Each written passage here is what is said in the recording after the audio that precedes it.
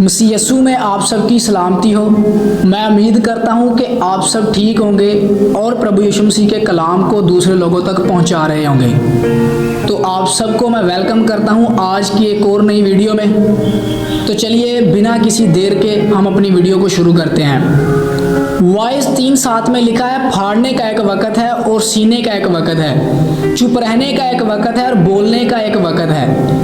English में लिखा है, a time to keep silence and a time to speak. तो जी हाँ, यस, आज हम बात कर रहे हैं साइलेंस के बारे में, चुप रहने के बारे में। अगर बोलना ज़रूरी है तो कहीं ना कहीं चुप रहना भी बहुत ज़रूरी है। बाइबल बहुत सारी जगहों पे हमें चुप रहने के बारे में सिखाती है। आज हम एज अ ह्यूमन बीइंग बहुत ज़्यादा बोलने को ही पसंद करते हैं, चुप रहना तो हमें अच्छा लगता ही नहीं है। आज बहुत सारे लोग चुप रहने को एक मर्ज ख्याल करते हैं, जबकि ऐसा बिल्कुल भी नहीं है। साइलेंस में बहुत बड़ी पावर है। अगर हम आर्जी तौर पर भी सोचें तो एक बात सीखने लायक तो है कि अगर हम चुप रहेंगे तो फिर ही हमारा दिमाग कुछ सोचने के लिए तैयार होगा, और अगर हम बोलते ही रहेंगे तो फिर हमारे दिमाग को सोचने का वक़्त ही नहीं मिलेगा। और क्या आप जानते हैं कि बहुत ज़्यादा बोलने से और बकबक करने से हम बहुत सारी खताएं कर जाते हैं, क्योंकि यीशु मसीह ने भी कहा था कि तुम बातों ही बातों में गुनाह करते हो। बाइबल आज हमें कहीं ना कहीं चुप रहने के बारे में भी कहती है। आज के दौर में तो दूसरी कौमें भी जानती हैं कि साइलेंस में कुछ ना कुछ तो पावर है, क्योंकि आज बहुत सारे लोग इस बात के लिए फास्टिंग करते हैं, यानी कि रोज़ा रखते हैं कि वो आज के दिन इतने घंटे खामोश रहेंगे, वो अपना इतना वक़्त खामोशी में गुजारेंगे। लेकिन कुछ लोग ऐसे भी हैं जिनको अगर खामोश रहने के लिए कहा जाए तो वो बहुत ज़्यादा गुस्सा करते हैं, और चुप रहने को तो वो ज़रा भी पसंद नहीं करते। लेकिन आज हम बाइबल से कुछ आयात देखेंगे जो कि साइलेंस के बारे में हैं। एक्सोडस 14:14 में लिखा है, नबी मूसा इस्राएलियों से कह रहे हैं कि खुदावंद तुम्हारी तरफ से जंग करेगा और तुम खामोश रहोगे।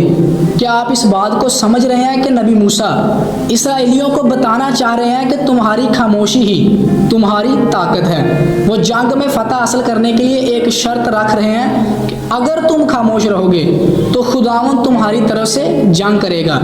अब आप इस बात को समझ सकते हैं कि साइलेंस में कितनी पावर है।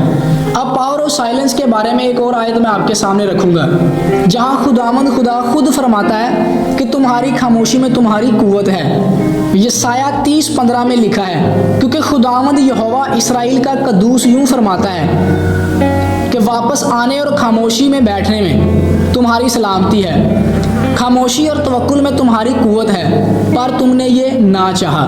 इंग्लिश में लिखा है, in quietness and in trust shall be your strength. अगर हम यीशु मसीह की ज़िंदगी पर गौर करें तो हमें मालूम होगा कि किस तरह वो तकलीफ़ों के बावजूद भी खामोश रहे। उनको बहुत ज़्यादा सताया गया और ढेरों तकलीफ़ें दी गई, लेकिन उन्होंने खामोश रहकर सब कुछ बर्दाश्त किया।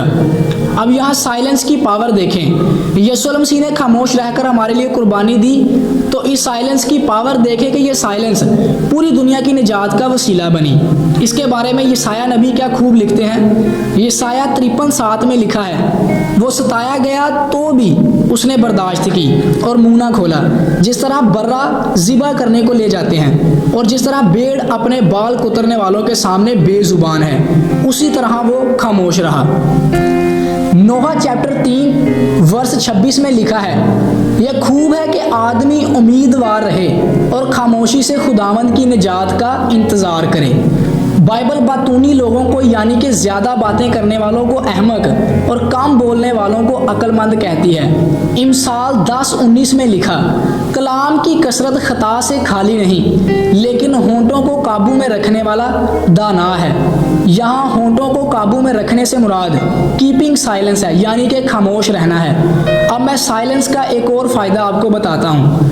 बहुत दफ़ा खामोश रहने वाले लोग बातों में फंसते नहीं हैं और मुसीबतों से महफूज हो जाते हैं, क्योंकि अक्सर औकात हम लोगों में बैठे ज़्यादा बोलने की वजह से कुछ ऐसी बातें बोल देते हैं जो कि नामुनासिब होती हैं, और फिर वही बातें हमारे लिए परेशानी का सबब बनती हैं। इसके बारे में बाइबल में एक आयत भी है। इमसाल 21:23 में लिखा है, जो अपने मुंह और अपनी ज़ुबान की निगहबानी करता है अपनी जान को मुसीबतों से महफूज रखता है। सिर्फ बाइबल साइलेंस के बारे में यहाँ तक ही महदूद नहीं है, बल्कि और भी बहुत बहुत सारी आयात हैं। ये कुछ आयात मैं आपके सामने रख रहा हूँ जिनको आप पर्सनली भी स्टडी कर सकते हैं, जो कि गूगल पर साइलेंस के बारे में मौजूद थी। खुदावंद आप सबको बरकत दे, आमीन।